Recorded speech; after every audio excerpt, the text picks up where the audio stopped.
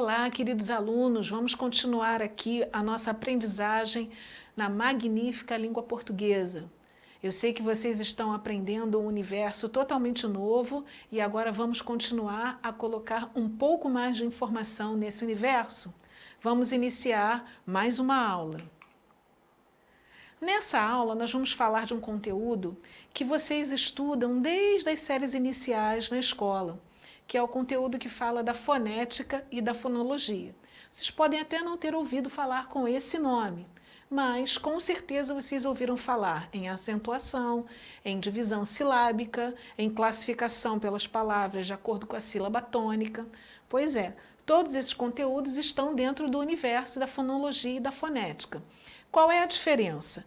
A fonologia, ela estuda a parte do som das letras, vogais e consoantes e semivogais, enquanto que a fonética trata exatamente da acentuação, a sílaba tônica, a forma como ela é escrita e todas as classificações pertencentes às palavras.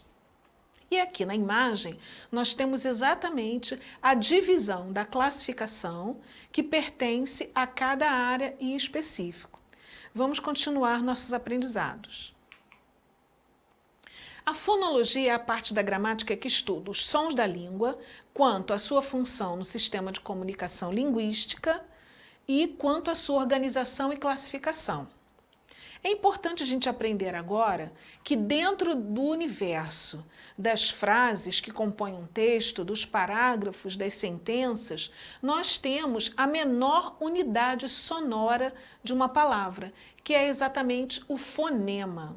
O fonema geralmente aparece escrito assim, como aparece para nós aqui no slide, entre barras invertidas. Isso é a forma que a gramática utiliza, não só da língua portuguesa, mas de todas as línguas, para identificar a forma como se pronuncia uma palavra. Então, enquanto que na escrita nós temos a palavra leque escrita ali, pela composição do L, do E, do Q, do U e do E, no fonema nós temos ali a barra invertida, L, E, K, I, barra invertida. Então, dessa forma, eu represento graficamente o som da pronúncia da palavra leque. Também cuida de aspectos relacionados à divisão silábica, à ortografia e à acentuação das palavras. E, além disso, é a forma adequada de pronunciar-se determinadas palavras. Vocês querem ver um exemplo disso? A palavra sintaxe, em muitos locais, é pronunciada como sintaxe, quando na realidade o som dela é estabelecido pela indicação de sintaxe. Então o X é uma das consoantes que mais apresenta essa variação de sons. Uma outra que serve como exemplo para o que a gente está explicando, a palavra rúbrica. Muitas pessoas falam e utilizam a expressão rúbrica, que é aquela forma que você tem de assinar de uma maneira mais curta. Mas vocês sabiam que a pronúncia correta é rubrica e não rúbrica? A sílaba tônica não é o R e U. E isso faz parte dos nossos estudos. Então ficaremos atentos agora para não errar mais. Vamos continuar. Quando a gente conceitua, a gente define, não é isso? Então, olha só, fonema é a menor unidade sonora das palavras, isso nós já vimos. Letra é a representação gráfica dos fonemas da fala. Na fonética e na fonologia, nós estudamos o aparelho fonador.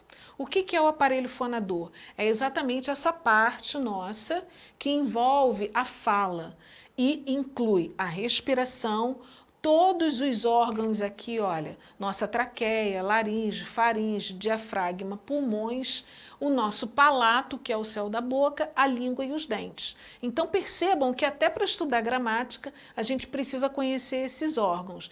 É complexo, mas a gente já faz isso quase que sem perceber.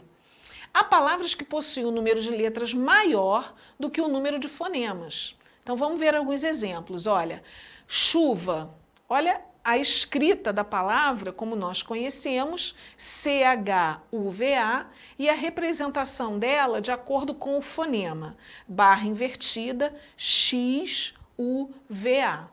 Então, muitas vezes é comum cometermos erros de grafia e de acentuação, justamente porque não conseguimos identificar e representar corretamente a palavra dentro da sua sílaba tônica, da sua acentuação correta e aquela letra que muitas vezes não é pronunciada, como aparece, por exemplo, a consoante H. Vamos ver mais um pouco. Se vocês repararem ali, 6F, isso significa que nós temos ali uma representação de 6 fonemas. Vamos entender um pouco mais, olha lá. Palhaço. Eu tenho ali o LH, que também tem uma representação sonora, como vocês veem ali na parte escrita, através de uma letra do alfabeto grego. E, dessa forma, nós temos palavras cujo número de fonemas é maior do que o número de letras. Olha ali a consoante X, como eu disse para vocês, olha. Na palavra táxi, o X ele já tem um som ali que é pronunciado com uma quebra. Por isso aparece na sonoridade a consoante K. Então, observem ali, olha. Na palavra táxi, eu tenho 4 letras. T, A, X, I, enquanto eu tenho 5 fonemas. Por que 5 fonemas? Porque o X vai ter a representação sonora valendo por 2. Então, o T, primeiro fonema, o A, segundo fonema, o X, terceiro e quarto fonema, representado ali pelo K e pelo S, e o I, quinto fonema. Então, a partir de agora, nós vamos fazer esse estudo baseado exatamente no que se fala em termos de classificação de sílaba tônica, sonoridade e acentuação. Vamos ver um pouco mais? Essas classificações vão envolver os dígrafos, que estão representados ali na imagem para a gente, que são a combinação de 2 letras que representam um único fonema e constituem um fenômeno linguístico chamado de dígrafo. É importante que a gente perceba que essas consoantes se escrevem juntas e em alguns momentos elas podem aparecer em sílabas separadas e em outros elas permanecem juntas. Aqui nós temos alguns exemplos do dígrafo. De maneira geral, cada fonema é representado na escrita por apenas uma letra.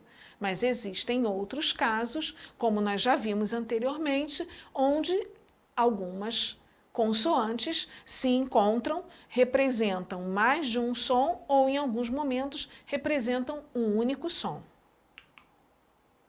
Aqui nessa tabela aparece exatamente a identificação dos dígrafos consonantais relacionadinhos aqui para a gente, LH, NH, CH, RR, SS, QU, GU, SC, SC cedilha e XC. Exatamente com exemplos de fonemas e como eles podem ser encaixados nas respectivas palavras da nossa língua. Então, é importante guardar essa tabela, porque, à medida que formos utilizando, vocês vão quase que gravar mentalmente e não esquecer mais. Os dígrafos vocálicos, que também existem, eles apresentam também pela ocorrência do sinal tio, que não é um acento, assim como a crase. É um fenômeno gerado justamente pela formação do encontro e gerando aí um fonema nasal. Então, tá ali, ó, o atil, o etil, o itil, o otil e o til. Mas eu nunca soube que o til poderia aparecer associado a todas essas vogais. Quando se fala de sonoridade, isso é possível.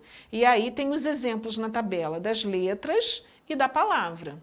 Então, nem sempre o fonema, como aparece no quadro ali, ele será escrito com um tio em cima da letra. Ele vai ser representado justamente pela sonoridade. O nosso assunto de estudo aqui, no momento, é som. E aqui também, para ficar bem fixado, a identificação pelo fonema e pela escrita dos dígrafos consonantais e dos dígrafos vocálicos. a classificação dos fonemas, que é muito importante, isso vocês não podem esquecer, identificando vogal, que é exatamente o fonema produzido quando uma corrente de ar, ela vem dos pulmões e passa livremente pela boca. As vogais são A, E, I, O, U. Ok? Disso nós já sabíamos. Mas se você pronunciar todas as vogais, você vai perceber que o som sai diretamente na sua boca sem encontrar barreiras. E o que seria a semivogal? Isso é um conceito importantíssimo para nós agora. Olha. É um fonema produzido como uma vogal, porém pronunciado mais fraco, com baixa intensidade. Por isso não constitui sílaba sozinho e sempre acompanha uma vogal. As semivogais, elas normalmente são representadas pelo I e pelo U. Quando nós pronunciamos, por exemplo, Paraguai, o A tem força, enquanto o U e o I têm uma força menor. Então, a partir das nossas próximas aulas, nós continuaremos estudando a fonética, veremos a classificação das palavras oxítonas, paroxítonas e proparoxítonas e continuaremos falando dos encontros consonantais e dos encontros vocálicos. Nos vemos nas nossas próximas aulas. Até lá!